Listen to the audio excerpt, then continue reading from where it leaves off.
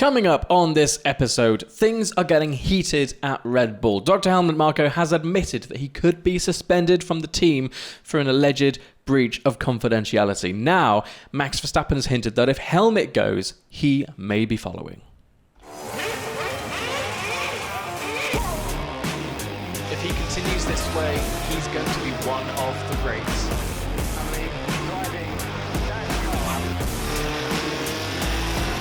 Today he saw something amazing. This is Formula One. This is the sport we love.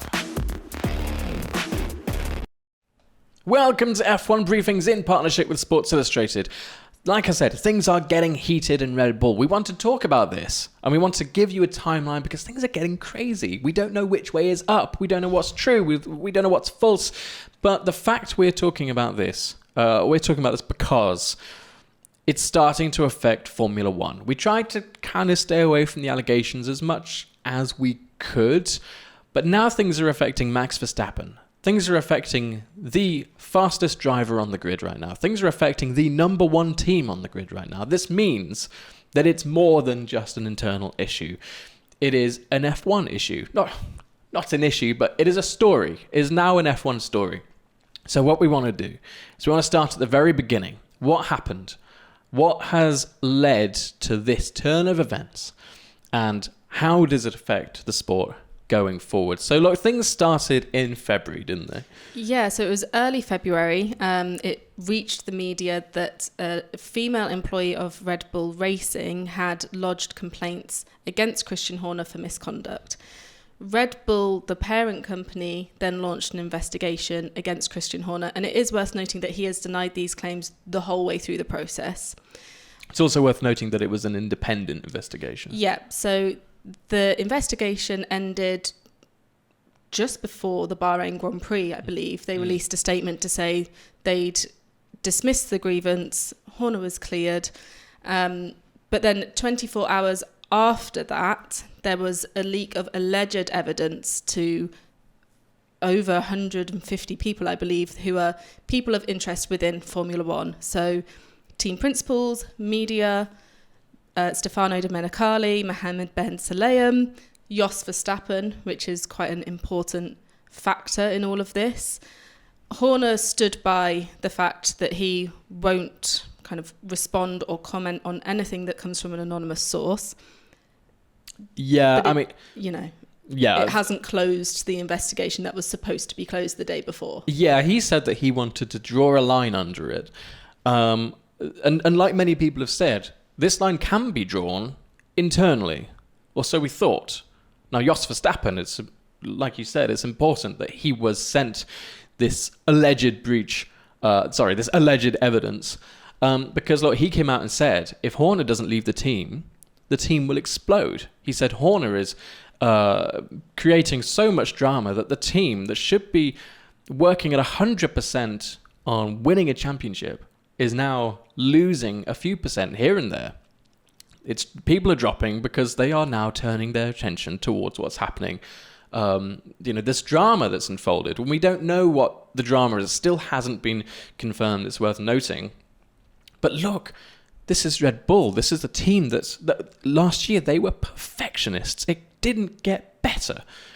Statistically, the most dominant season ever seen. But this united front, this shield of a team that we saw last year is slowly breaking down. It's being eroded by this ocean of drama, of influence that's coming from the media, from social media, all sorts.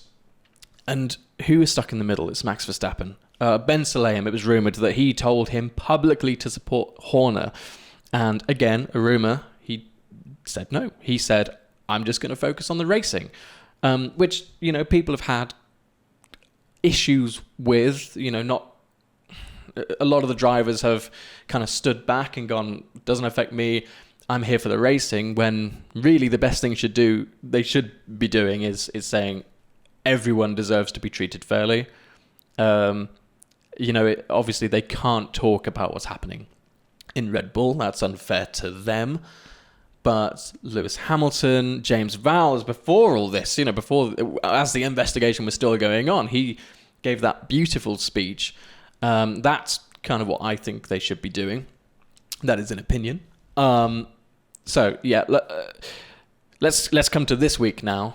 Thursday, Horner was grilled by journalists. Who was it? The other team principals? It was there was James James Vowles, Vowles, Bruno. Yeah, Bruno from Fama, Alpine, and then and was it Mike Crack? Oh no, I don't think it was Mike Crack. He would have gone crazy. Was it Mike? No, I think. Well, it might have been. And unfortunately, you can't remember because they didn't get a word. They weren't asked any questions. It was just Christian Horner, and that's just a representation of what's happening. And he said, look, this is damaging my family. This is damaging my team. Let's draw a line. Unfortunately, a line can't be drawn, and that's for several reasons. The main one being is that they haven't given us any information. Like a lot of people are saying, or asking rather, we want to know what's happening, and this is what people are saying, not me necessarily. We want to know what's happening within the team so we can make up our own minds. Mm-hmm. And that is the main issue, isn't it? That people aren't able to make up their own minds, so the drama continues. Drama may be the wrong word. That almost speculation. The speculation continues. The allegations. The plot surrounding the allegation continues. Drama makes it seem not as important. So, this was all very crazy. We thought, okay, things are getting big again. The fire is starting to burn. And then something went pop, and Helmut Marko, talking to Sky Germany, talking to a number of media outlets, said, I could be suspended. And we all kind of thought, wait a second, what's going on? Helmut Marko, he usually has a lot to say, doesn't he? But he specifically said he could be suspended for a confidentiality breach. We don't know what this confidentiality breach is. It could be that he's talked to the media. It could be that he's released certain files. We don't know. But he's going to be talking to Oliver Mintzlaff, the managing director of Red Bull GmbH, the big umbrella company, today. So we will know more information later today, or in the coming week at least, about what is happening. But he said that he might not be in Australia. It's pretty big. That's pretty big. Helmut Marko, a little bit of background. He's the big guy behind Red Bull, isn't he? Yeah. So, I mean, he had such a close relationship with Dietrich Mateschitz. difficult name. And there has been rumours of, a little bit of friction since his death near the end of 2022. But also he had a huge part in Max joining the team, which is why people are now kind of mentioning this. They're connecting the two. There's supposedly a clause in Max Verstappen's contract that if Helmut Marko leaves the team, he can leave the team before, is it the 2028 that he's contracted till? That's right. So yeah, he had a huge role in Max joining Toro Rosso, then Red Bull. And not just Max, like he was behind the best drivers joining. Vettel, for example. Yeah. He is an integral part of the team. If he leaves, it will be huge. So the question is, what happens to Max if he does leave? We don't know if he's going to leave or not. That is news that will be coming, like I said, later this week. But what happens? Does Max want to move? Does Max want to leave Red Bull? In an ideal situation, I would say no, he doesn't want to leave. I mean, before all of this happened, everything was just falling into place perfectly for him. But I think he does have loyalties within the team to Helmut Marko. Also, his father, Jos, does play a big part in his racing decisions. Yeah. Well, maybe not racing, like behind the scenes racing decisions. And he did say earlier this week that he was asked by Sky if there was any way he could see himself not driving for Red Bull in 2025. And he was like, it would have to get pretty crazy for that to happen.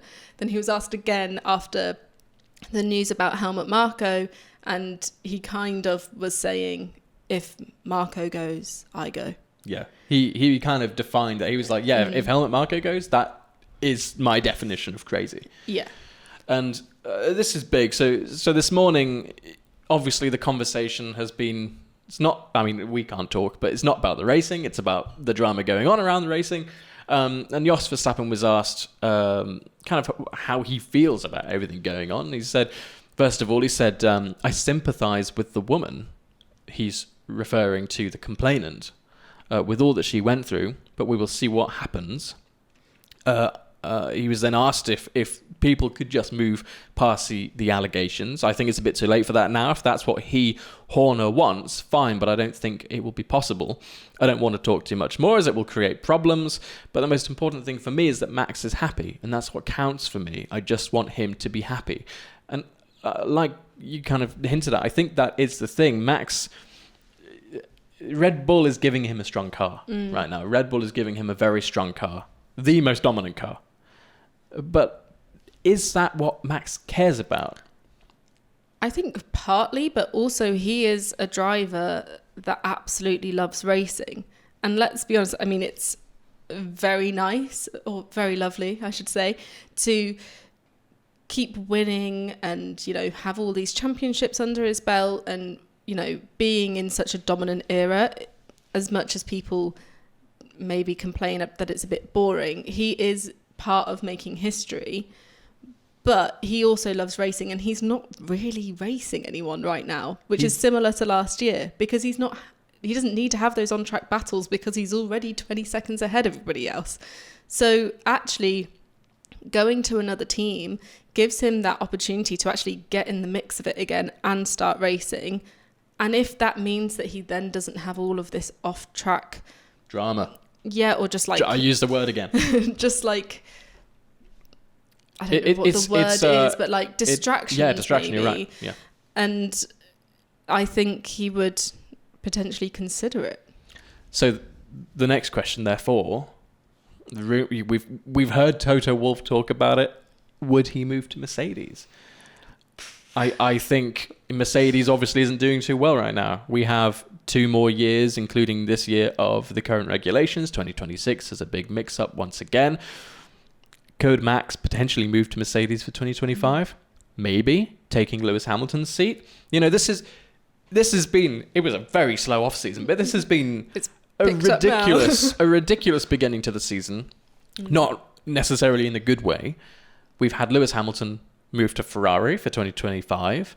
Now Max could potentially take his seat, and it's going to be a similar thing. You know, get used to Mercedes in 2025. Get used to the way they operate, the way their processes, and then come fighting. When he's molded himself to the Mercedes family, then he comes out fighting in 2026. Yeah, that's a possibility.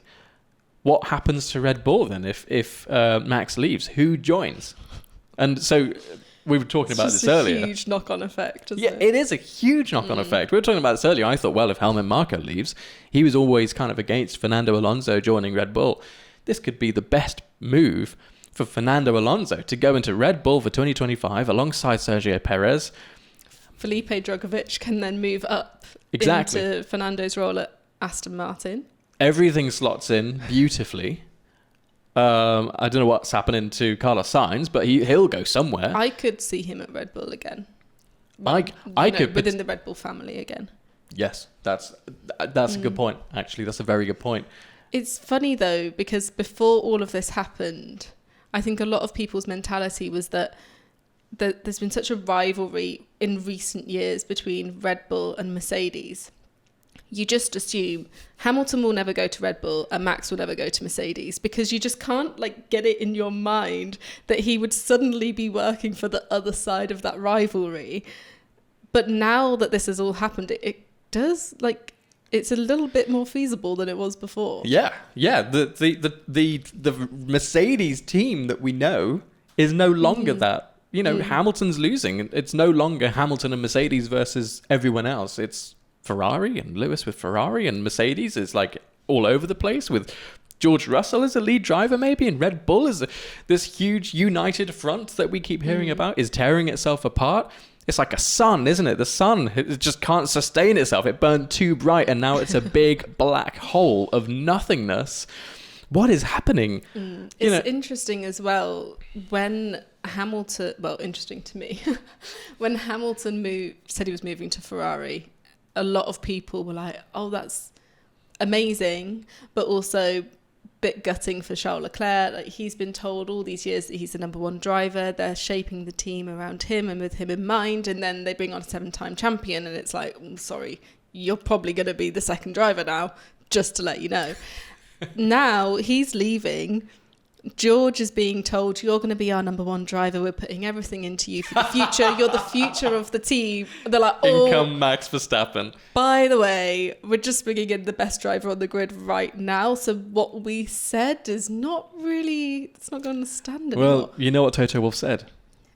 I was going to try to do his accent. I'm not going to do that. Anything is possible. Thank you. Not bad. That was more Terminator. same. Anything is possible.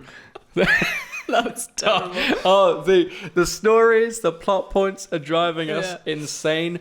But like I said at the beginning, this is the kind of thing that is now affecting the racing. And this is suddenly where it gets quite exciting, because I know it started from potentially horrible thoughts, horrible circumstances. Yeah. And it's wrong to dramatize this and talk about this in a way that's good, because we don't know what's happening. We still don't know. There are rumors and things have been potentially leaked. We don't know if anything is verified, if anything is true. But the knock-on effect, the ripple, is actually going to make for potentially quite an exciting season. And remember, there are 13 drivers this year that still are out of contract at the end of the season.